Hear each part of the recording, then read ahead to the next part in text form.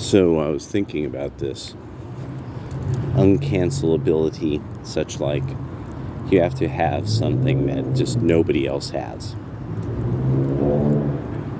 So this means that Asians who live in the United States and are interested in entertainment are going to have to write their own Asian American based stories. I would suggest a crime and gangster based magic realism kind of thing. That'd be real cool. That'd be really cool. That's got a long heritage in the United States of, oh, there we go. Well, oh my gosh. It happened. The maniac who was menacing the kids were, well, awesome. This is, wow. I'm truly astonished. Bro.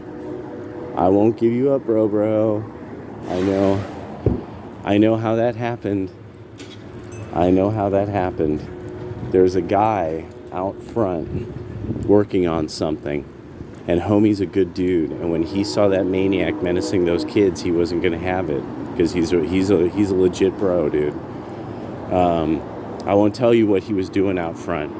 Those of you who know about the pizza place, the guy who helps them out front, doing the thing he does.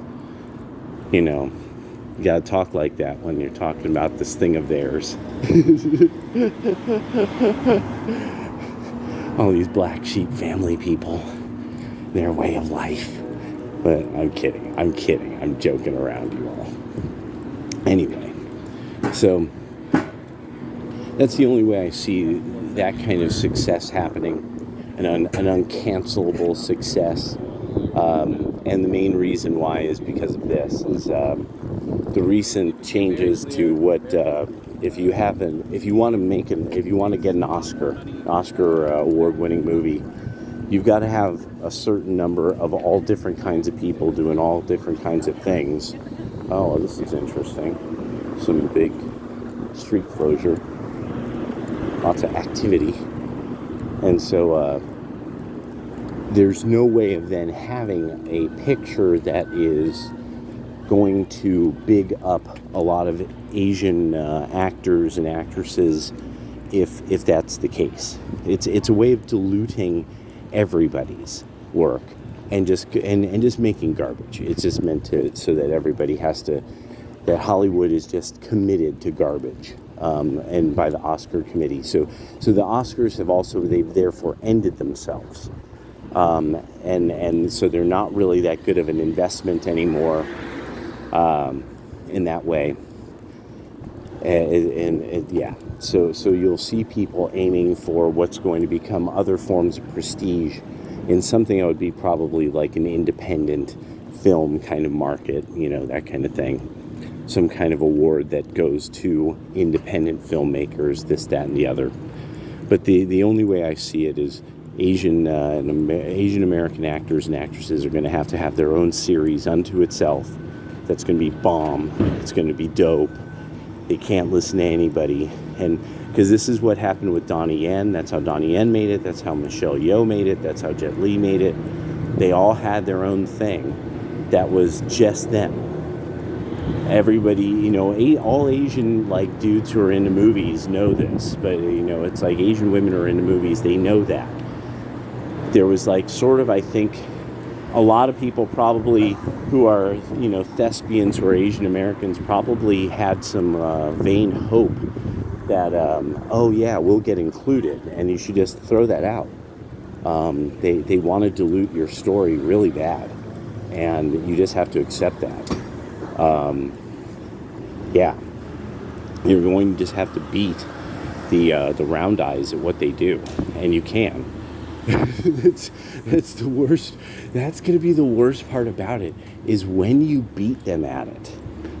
That's going to be what's so hilarious, is watching them not know how to cancel you. Because you're going to make something better. It's going to be your story. It's going to be awesome.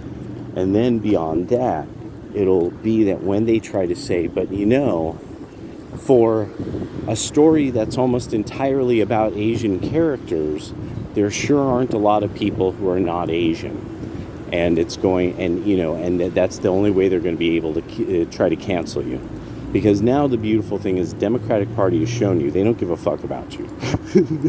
Your problems, you're successful, you're rich, according to them. The Asian Americans are all rich and successful. You're in the past now. It's like you're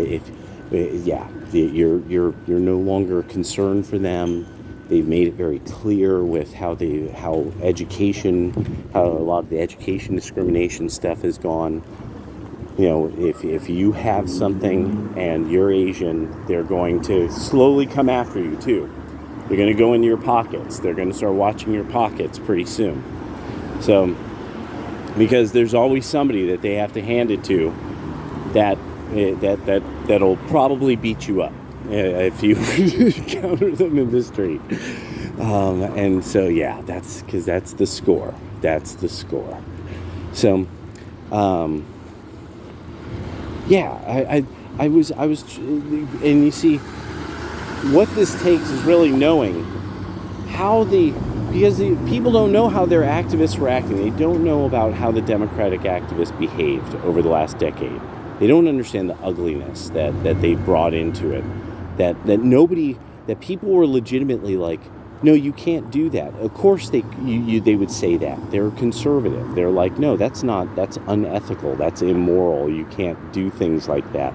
And the Democratic journalists, activist types were like, fuck you, we want to win.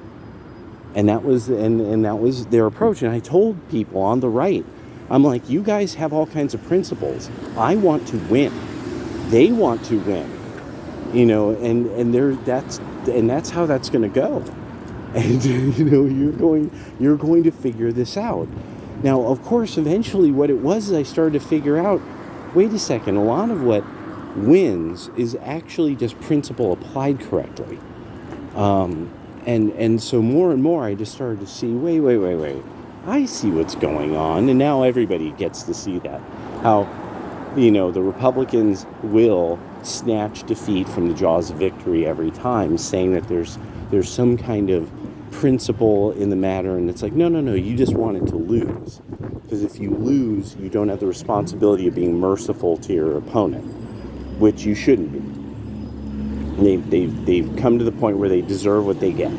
And that's then the next part, again, the collapse of the high trust society throughout the areas that require a high trust society.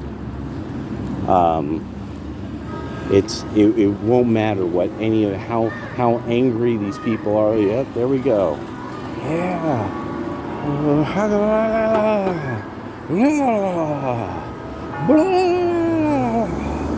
Yeah. Oh yeah, and lots of windows smashed. That's good. Smashed windows. You see, because a smashed window is economic activity. So, yeah, that's the bank. Somebody smashed a window, because you always see smash the windows of the bank. So they know that the money's there. It's like advertising. Yeah, there we go. Yeah, see how in a way, now, unfortunately, there's a way that I could, kind of turn all these things around on their head like that. But, I mean, it's... But, I started to find really, that what it is that there's a certain level of fortitude and bravery and courage and all that you just have to have. And that's very difficult. And that the present era of postmodernist Christian thinking in America, you have to be a bitch. That's the way that it keeps getting approached, and then at some point somebody is like, usually somebody from like Daily Wire or something is like, no, if you do that, you'll just get exploited all the more. No, you have to stand up for yourself, period. Or else the people they'll just keep doing it to you, and say, how don't you know that? And that you realize that what you're dealing with a lot of times is like, well, this is somebody who grew up someplace very polite. They just, and that kind of behavior just wasn't in any way normal, so they just don't know. They just don't really get, they couldn't just kind of dodge their bullies, that at some point they had to stand up. And so, yeah, and now the low trust society is starting to see that there's a whole portion of the society that's like, wait, actually, if I just stand up to you and I make you have to cancel me or have to, come, then I kind of know that I was acting on principle. I'm the better person here. I'm right. And that you deserve bad things to happen to you. And so this is also one of the key things about the Trump curse. The Trump curse tends to work this way. That people that mess with Trump, mess with MAGA really bad, are especially if it's like there was something in particular, like they just can't believe on Twitter how many stupid people won't take the vaccine. Oh, why are they all so dumb? None of these people, why would they do the thing that everybody knows is the right thing to do? They're so dumb on Twitter, and so then what happens to them? It turns out they get like double herpessyphalates, and people are like, oh, you got the curse, motherfucker. They end up like losing everything to like their wife who cheated with like in a gangbang, or something weird. Something that you just can't even believe happened.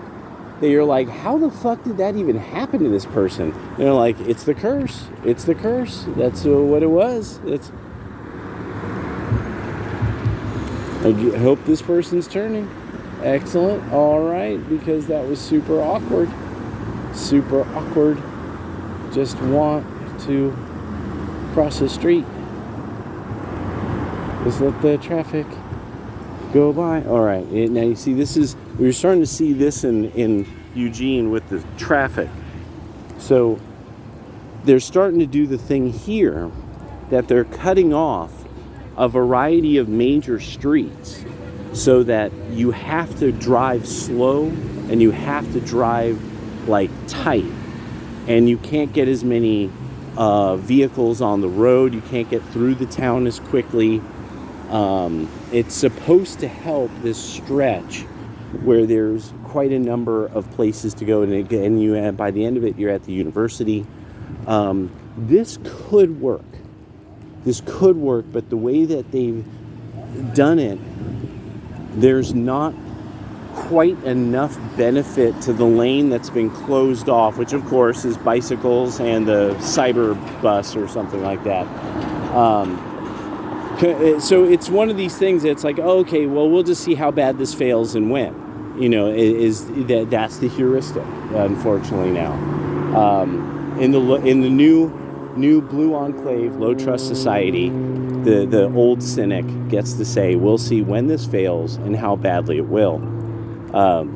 Because of course it requires people coming to the small businesses at all. Now, is it easy to get to these small businesses? That's the very first thing. Is it easy to get to them?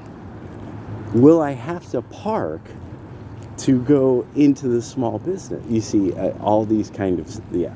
And then, is this then producing instead foot traffic in the area? There was some, and actually it's a sunny day, so there's some foot traffic, but you can't shape things like that. You have to let them get shaped. they usually are shaped by people that they really know what they're doing. And they start some kind of plaza, or they start some kind of area that it makes sense that there would be foot traffic resultant of that. There's an area in this city that the weird shape of the streets, and the fact that it is a very walkable residential neighborhood, the area that then has the stores and the eateries, it works very well for some place that you would see everybody from this weird set of corners. And, as you're going into the market or you're going over to this place, people wave at each other, things like that.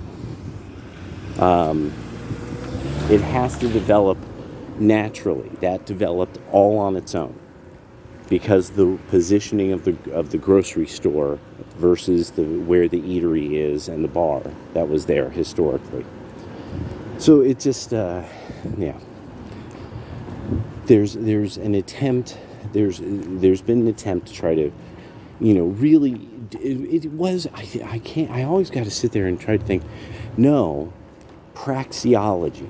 Somebody was trying to improve upon the environment they were in.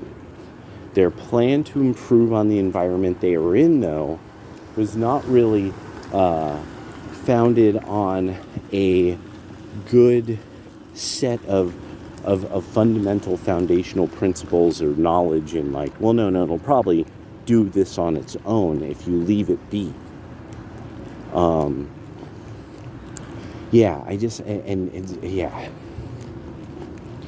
That an economy has to develop on its own. A town has to develop on its own. You can't kind of try to set it up. Like, even now we're seeing this with the ghost malls, with the ghost malls and the vanishing little strip mall areas and stuff like that. And in so many places, the fact there is no more, like the Denny's, the KFC in Oakland, they're gone, or they're leaving soon. They can't keep them open anymore. There's major cities that are having trouble keeping a McDonald's in the place and stuff like that.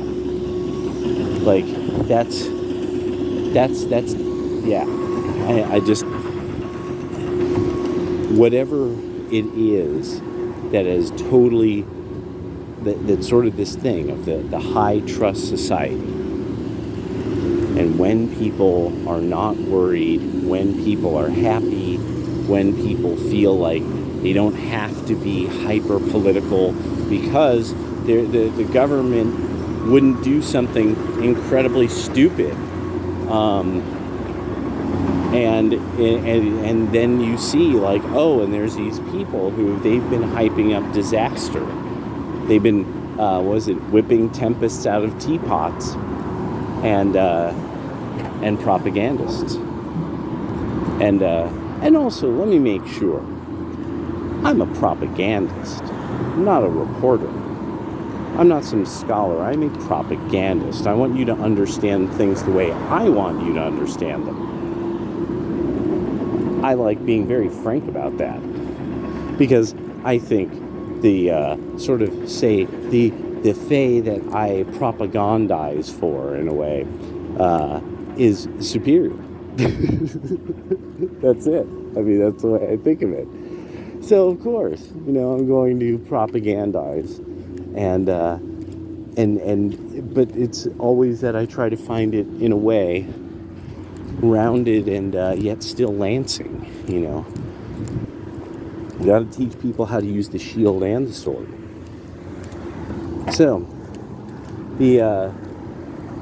lastly, to put a bow on it, there's more and more also the issue of now it's starting to become the quote-unquote trad cons versus MGTOW, the trad cons versus the manosphere, things like that. I think some of these trad cons do need to come to terms with people that really, a lot of characters from their own history is really something that I think really they should think more, they should direct their mind along these lines. What they are witnessing are conditions that produce a very large number of men who agree with them for the most part on a lot of things. It's just that this is also one of these things of, gentlemen, not all men are pleasant to be with. Smart men, like Aaron Clarey really nailed this, is like it's the curse of the high IQ. You know, smart guys are not always easy to be around. I mean, groups of people who tend to be smarter, like Asians, you know, so terrify white women that white women like literally recruit every group of people they can to, like, you know, hurt them, make their lives harder, you know, obfuscate on, you know, crime being done to them in an organized fashion. Like, you know, it's fascinating. So went there, yeah, propagandize, and so don't petite, pleasant, smart women aren't as great as women who understand their value. Excellent. Because those are mutually exclusive. Yes, that's that. Excellent. Those are always mutually exclusive. I like that. That's good. Now, give me more of how this works, you know. Sprinkle game upon me, homie. But,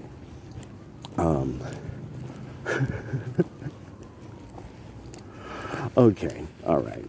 I've had a bit of fun. Now I gotta do my chores. Got banking done. Now it's time for old man boring chores. Chores. Which is, you know, doesn't require much really at all. You know, food and laundry. Damn, this is rough.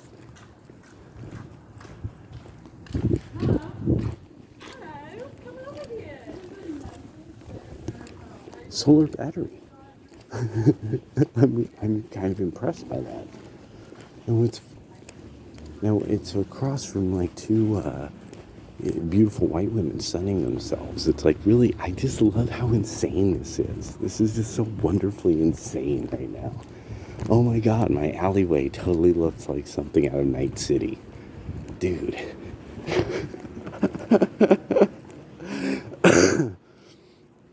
Okay, yeah. So I've been just trying to think of like some of these trends, like cancellation and stuff. And then it was a conversation that I'm like, you guys have no idea what these people who were supposed to be called reporters did. You know, they really, really jived you guys. Like you know what? Yeah, holy crap, bro. Dude, check it out. Dude, what the fuck? Vegetable spring roll, like a whole box of them. Where the fuck those come from? How do you get a whole box? Well, shit. Those things are like that. That's like a 50-pound frozen box. Like, how did somebody transport that? Like, I'm like really trying to think of that. Like, what was that in? Or like, was somebody just carrying it around? Like, oh well. See, I'm too fascinated by the insanity. All right, later.